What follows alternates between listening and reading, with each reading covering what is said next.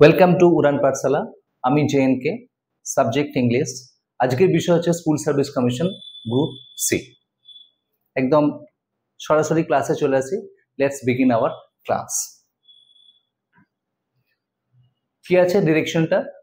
Read the following sentences and find out the antonyms. একটা জিনিস খেয়াল করে দেখো, কোয়েশ্চেনটাতে একটা ওয়ার্ড আন্ডারলাইন করে দেওয়া আছে, অথচ একটা বড় সেন্টেন্স দিয়ে দেওয়া হয়েছে। এটা just time killing, nothing else. কেমন?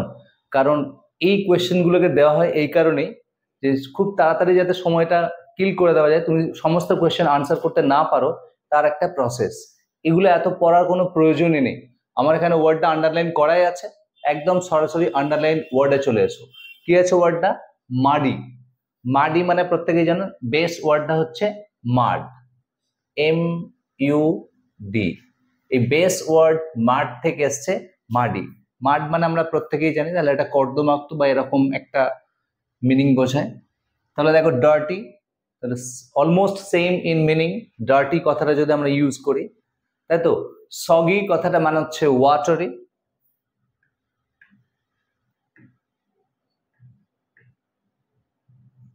ওয়াটারি, ঠিক আছে। তাহলে এখানে ডাল ওয়ার্ডটা তো জানোই, তাহলে অ্যান্টোনিম যদি হয় তাহলে ডেফিনেটলি অপশন হবে ক্লিয়ার। কেমন? পরিষ্কার। অর্থাৎ কর্দমাক্ত, তার অ্যান্টোনিম হচ্ছে পরিষ্কার। নেক্সট কোয়েশ্চেনে আসছি, দেখো আমরা অপশন কি আছে? লিগালি। লিগালি তার অ্যান্টোনিম যেটা হবে, ডেফিনেটলি এখানে দেখেই বোঝা যাচ্ছে যে ইললিগালি তার অ্যান্টোনিম। এবার এখানটা একটা যে ওয়ার্ডস গুলো আছে দেখো, লিসিটলি। লিসিট কথাটা মানে হচ্ছে লিগাল, যেটাকে আমরা বলি ইললিসিট, তার অ্যান্টোনিম। লিসিট মানে হচ্ছে লিগাল, তাহলে লিগালি বললে লিসিটলি যেটা, এটা হচ্ছে অ্যান্টোনিম। অপশন সি টা হচ্ছে অ্যান্টোনিম, অপশন বি হচ্ছে লিসিটলি হচ্ছে সিনোনিম, অপশন বি হচ্ছে antonym. Option B is the right answer. Concede. Concede কথাটা মানে কি? কনসিডেড টু, যার পরে প্রিপোজিশন বসে কনসিডেড টু, অর্থাৎ বলা যাবে এগ্রি টু, এই অর্থেও এটাকে ইউজ করা হয়। কেমন? Conceded to means agree to. Clear? বেশ, নেক্সট কোয়েশ্চেনে আসি। Question number 3। Read the following sentences. Same, সবকটাই অ্যান্টোনিমই দেওয়া আছে। দেখো, ইনিশিয়েটিভ। ইনিশিয়েটিভ মানে নতুন করে শুরু করা, ওপেনিং, স্টার্টিং, বিগিনিং, এগুলো সবই বলতে পারি। তো দেখো, ফার্স্ট স্টেপ, মুভ, এগুলো তোমাদের বোঝার সুবিধার জন্য এগুলো আরো করে দেওয়া হয়েছে। গো অ্যাহেড, এটাও বলা যায়। তো তাহলে এখান থেকে দেখো, পাঞ্চ কখনো হতে পারে না। অ্যাকশন মানে কোনো অ্যাক্ট করা। এনার্জি, লেজিনেস, ঠিক আছে। তো ডেফিনেটলি তাহলে লেজিনেস আনসার হবে। পিছিয়ে পড়া, এখানে লেজিনেস মিনস, ঠিক আছে। লেজিনেস মানে সবসময় যে মানে ইনডোলেন্ট এরকম না, অলসতাকে বোঝায় না, এখানে ব্যাকওয়ার্ড অর্থে ইউজ করা হচ্ছে, ঠিক আছে। নেক্সট আসছি আমরা, দেখো ইমিডিয়েট। ইমিডিয়েট মানে আমরা খুবই জানি তৎক্ষণাৎ, তাই তো, খুব তাড়াতাড়ি, চটজলদি। তার অ্যান্টোনিম ডেফিনেটলি ল্যাটার, তাই তো। আচ্ছা, একটু এই প্রসঙ্গে একটুখানি বলে রাখি তোমাদেরকে, এটা আমাদের অ্যাডজেক্টিভের একটা কোয়েশ্চেন, দ্যাট ইজ LATER আর LATTER, এই দুটোর ডিফারেন্সটা একটুখানি বলে রাখি। LATER এর বেস ওয়ার্ডটা হচ্ছে লেট থেকে এসছে, এটা হচ্ছে বেস ওয়ার্ড। সুপারলেটিভটা হচ্ছে লেটেস্ট, তাহলে সুপারলেটিভ ডিগ্রিটা হচ্ছে latest. Late, comparative latter, superlative হচ্ছে লেটেস্ট। কেমন? আর এই ল্যাটারটা সবসময় যেন পজিশনের ক্ষেত্রে ইউজ করা হয়, পজিশনের ক্ষেত্রে ইউজ করা হয়, এবং সবসময় এটাকে সেকেন্ড পজিশনটাকে বলা হয়। অর্থাৎ এটা দুজনের ক্ষেত্রে ইউজ করা হয়, দুজনের ক্ষেত্রে ইউজ করা হয়। আমরা এইটাকে বলবো ল্যাটার, অর্থাৎ position in case of the two. দুজনের ক্ষেত্রে সেকেন্ড পজিশনটাকে বলা হয় ল্যাটার।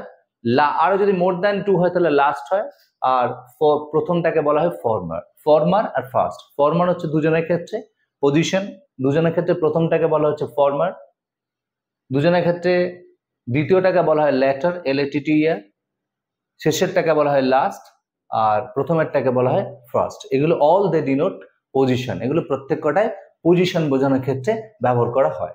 কেমন? বেশ, নেক্সট কোয়েশ্চেনে আসি, question number 5। Read the following antonyms. এগুলো সবকটাই আজকের ক্লাসটা পুরোটাই অ্যান্টোনিমই আছে। তো স্ট্র্যাটেজিক, স্ট্র্যাটেজি আমরা জানি স্ট্র্যাটেজি মানে, তাহলে critical first option, loose, vital. Strategic কথাটার মিনিংই বলা যেতে পারে ইম্পর্টেন্ট, ইম্পর্টেন্ট মানে ভাইটাল বলা যেতে পারে।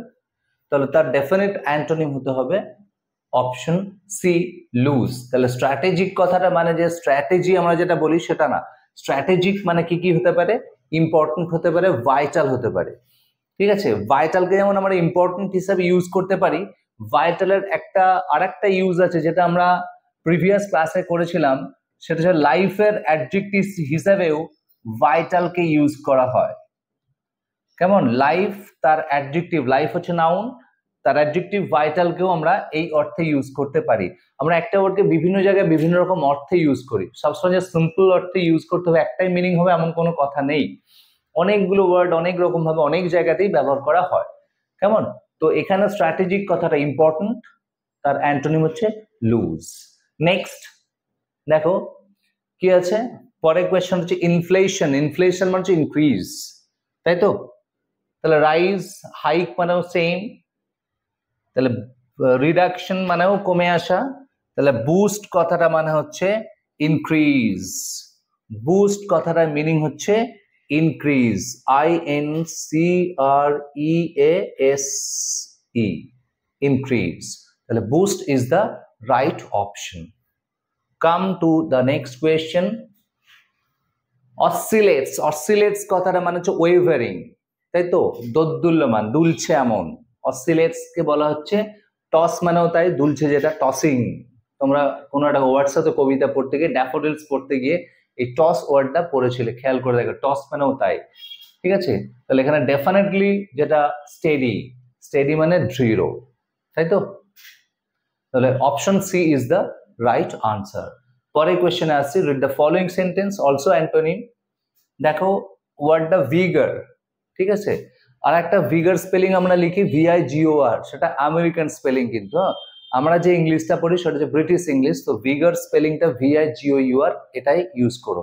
যেমন কালার আমরা লিখি না COLOR, COLOR কালার হয়ে গেছে এখন, অ্যাকচুয়াল না, এটা আমেরিকান স্পেলিং হলে কালার।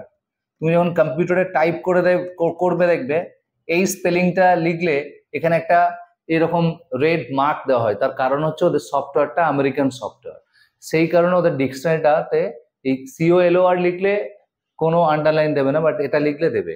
তার কারণ হচ্ছে এটা হচ্ছে ব্রিটিশ ইংলিশ, এটা হচ্ছে আমেরিকান ইংলিশ। সিমিলারলি ভিগারের ক্ষেত্রেও তাই, VIGOR যদি আমরা লিখি, এটা আমেরিকান, VIGOUR এটা হচ্ছে ব্রিটিশ। তো আমরা যে ইংলিশটা বলি সেটা হচ্ছে ব্রিটিশ ইংলিশ, সেই কারণেই আমাদেরকে এইগুলি লিখতে হবে। কেমন? অনেকে মনে হতে পারে, সেই কারণে বললাম যে VIGOR এই ওয়ার্ডটাই ম্যাক্সিমাম অনেক জায়গায় দেখে থাকবে, তো সেই কারণেই এটা আরো মেনশন করলাম। ঠিক আছে, তো ভিগার মানে হচ্ছে বলতে পারো, এখানে অ্যান্টোনিমটা আগে বলে দিই। ভিগার হচ্ছে উইকনেস, হচ্ছে অ্যান্টোনিম। তাহলে উইকনেস যদি অ্যান্টোনিম হয়, ব্রাইটনেস, চিয়ারফুল, এগুলো প্রত্যেক কটাই হচ্ছে ভিগার। তাহলে ভিগার ওয়ার্ডটার মিনিং হচ্ছে চিয়ারফুল। তা চিয়ারফুল যদি হয় তার অ্যান্টোনিম ডেফিনেটলি উইকনেস হবে। কেমন? নেক্সট কোয়েশ্চেনেতে আসছে। আচ্ছা, ফায়ার ওয়ার্ডটা একটুখানি বলে রাখি। ফায়ার মানে আমরা জানি আগুন, সেটা নাউন। ফায়ারকে ভার্ব হিসেবে ইউজ করা যায়। ফায়ার যদি আমরা ভার্ব হিসেবে ইউজ করি, ফায়ার কথাটা মানে হচ্ছে ডিসমিস, ডিসমিস করে দেওয়া, সেটাকেও বলা হচ্ছে fire. This is verb. He was fired মানে তাকে ডিসমিস করে দেওয়া হয়েছে, তাকে চাকরি থেকে বরখাস্ত করে দেওয়া হয়েছে, তখন ফায়ার কথাটা ইউজ করা হয়। কেমন? বেশ, পরে কোয়েশ্চেনে আসি। Question number 9, deep. ডিপ কথাটাকে আমরা, আচ্ছা তার আগে একটুখানি বলে রাখি যে ডিপ মানে হচ্ছে ক্লাইম্বিং ডাউন। ডিপ কথাটা মানে হচ্ছে ক্লাইম্বিং ডাউন।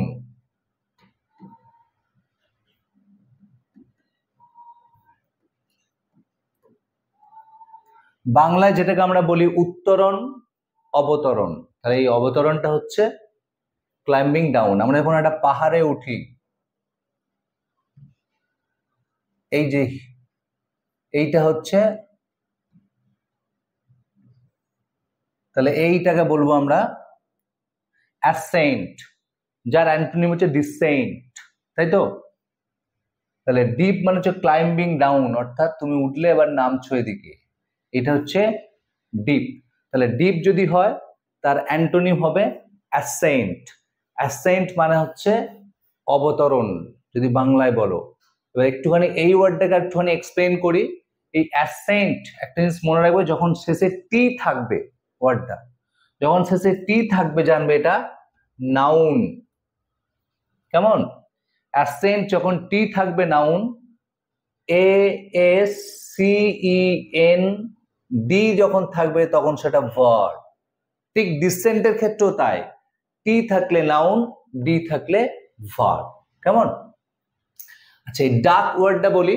ডাকটা তো ডাকিং খানে জেরান্ড হিসেবে ইউজ করা যায়। ডাককে যদি আমরা কখনো ভার্ব হিসেবে ইউজ করি, কখনো কখনো তোমরা কোয়েশ্চেন পেপারে দেখতেই পারো যে ডাক, ডাক ধরো এরকম একটা কোয়েশ্চেন দিয়ে দিল, duck is a kind of bird, but two duck means, তাহলে টু কোথায় বসে? টু এর পরে সবসময় ভার্ব বসে। তাহলে এখানে ডাককে ভার্ব হিসেবে ইউজ করছি আমরা। তাহলে যদি কখনো ডাক ভার্ব হয়, তাহলে সেই ডাকটা মানে হবে অ্যাভয়েড। ঠিক আছে? ডাক যদি কখনো ভার্ব হয় তার মনে হবে, মিনস হচ্ছে অ্যাভয়েড করা। Two duck means to avoid. বেশ, কোয়েশ্চেন নাম্বার 10 কি আছে কোয়েশ্চেনটা? ইম্পোজড। ইম্পোজড মানে কোথাও কাউকে চাপিয়ে দেওয়া। হ্যাঁ, imposed the tax, imposed restrictions, কোন রেস্ট্রিকশনস কারোর উপর চাপিয়ে দিল, সেই ক্ষেত্রে বলা হচ্ছে ইম্পোজড। লেভিটাও ট্যাক্সের মধ্যেই পড়ে। ঠিক আছে? তাহলে তার কম্পেল মানে কোনো কিছু বাধ্য করা। তাহলে আনসার হবে অপশন এ, প্রিভেন্ট, প্রতিরোধ করা। Next question number 11, opposite of entice. Entice কথাটা মানেই হচ্ছে বেট, ওয়ার্ডটা ইউজ করা যায় BAIT, বেট বলে একটা ওয়ার্ড আছে। এটা মানে হচ্ছে অ্যাট্রাক্ট, কাউকে প্রলুব্ধ করা, লোভ দেখানো, টোপ দেওয়া। সেক্ষেত্রে আমরা এন্টাইস ওয়ার্ডটা ইউজ করতে পারি। ঠিক আছে? তাহলে পিস, অ্যাট্রাক্ট, এটা তো সিনোনিম, এটা সিনোনিম। কেমন? তাহলে ডেফিনেটলি অ্যান্টোনিম হবে রিপালস। ঠিক আছে? নেক্সট আসছে আমরা ল্যাক্রিমোজ। ল্যাক্রিমোজ কথাটা মানে হচ্ছে শোয়িং সরো, শোয়িং সরো মানে একটা দুঃখ দুঃখ ভাব দেখানো, রুদালি টাইপের, দিল হুম হুম করে, ওই বিষয়টা হচ্ছে এইরকমই, শোয়িং সরো, অর্থাৎ সরোই ধরা ল্যাক্রিমোজ। লোকাসিয়াস কথাটা মানে হচ্ছে one who talks too much.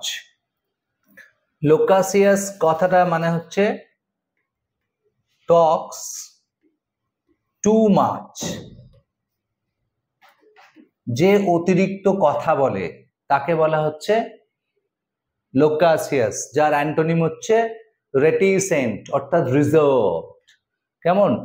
বাংলায় বলে বাচাল, যে অতিরিক্ত কথা বলে। প্লেন্টিফুল মানে জানো? অ্যাম্পল, তাই তো? প্লেন্টিফুল মানে হচ্ছে অ্যাম্পল, প্রাচুর্য।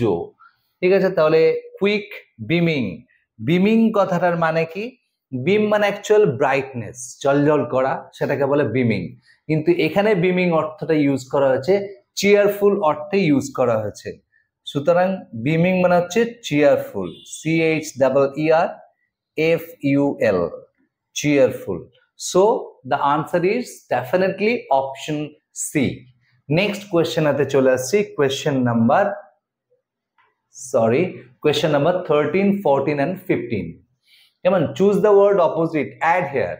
তার আগে একটুখানি বলি, adhere কথাটা মানে হচ্ছে stick to, STICK, যার পরে preposition বসে to, adhere এর পরেও preposition বসে to, adhere এর পরেও preposition বসে to। তাই তো? তাহলে স্টিক টু মানে হচ্ছে অ্যাডহেয়ার টু, কোনো কিছুর প্রতি লেগে থাকে, যেমন স্টিক টু প্রিন্সিপাল, মানে সে প্রিন্সিপালের বাইরে বেরোয় না। স্ট্যান্ড বাই হচ্ছে সাপোর্ট, ফলো জানো, তাহলে যদি তাই হয় তাহলে অ্যান্টোনিম হতে হবে ডিসজয়েন্ট, তাই তো? কোনো কিছুর প্রতি লেগে থাকা, তার অ্যান্টোনিম হয় ডিসজয়েন্ট। ওবে মানে মান্য করা, অ্যাভয়েড বাই, ওবেটা হচ্ছে অ্যাভয়েড বাই। নেক্সট আসছে আমরা অ্যাপ্রোবেট, ঠিক আছে? অ্যাপ্রোবেট, যার কন্ডেম মানে হচ্ছে, তার আগে বলে দিই কন্ডেমের পরে একটা প্রিপোজিশন বসে টু। কন্ডেম মানে হচ্ছে ক্রিটিসাইজ করা, ক্রিটিসাইজের আর একটা ইংলিশ বলা যায় সেন্সার, CENCURE, তাই তো? এটাই হচ্ছে আনসার। তাহলে যদি কন্ডেম নিন্দা করা, ঘৃণা করা, ক্রিটিসাইজ করা হয়, তাহলে অ্যাপ্রোবেট তাহলে প্রশংসা, সেই অর্থে ইউজ করা হয়েছে, তাহলে option B is the right answer. Boisterous কথাটার মানে কি? বয়েস্টারাস মানে হচ্ছে নয়েজি, হই হট্টগোলপূর্ণ, কোলাহলপূর্ণ, সেটাকে বলা হয় বয়েস্টারাস, তাই তো? তাহলে বয়েস্টারাস যদি হয় তার অ্যান্টোনিম ডেফিনেটলি হবে সিরিন। সিরিন কথাটার মানে হচ্ছে কাম, শান্ত, স্নিগ্ধ, তাকে বলা হচ্ছে সিরিন। কেমন? সুতরাং এই 15টা কোয়েশ্চেন্সই থাকবে, আমরা প্রতি কটা সেটি 15টা করে কোয়েশ্চেন্সই করাবো। কেমন? Thank you very much, stay with us, please subscribe and like us, thank you very much.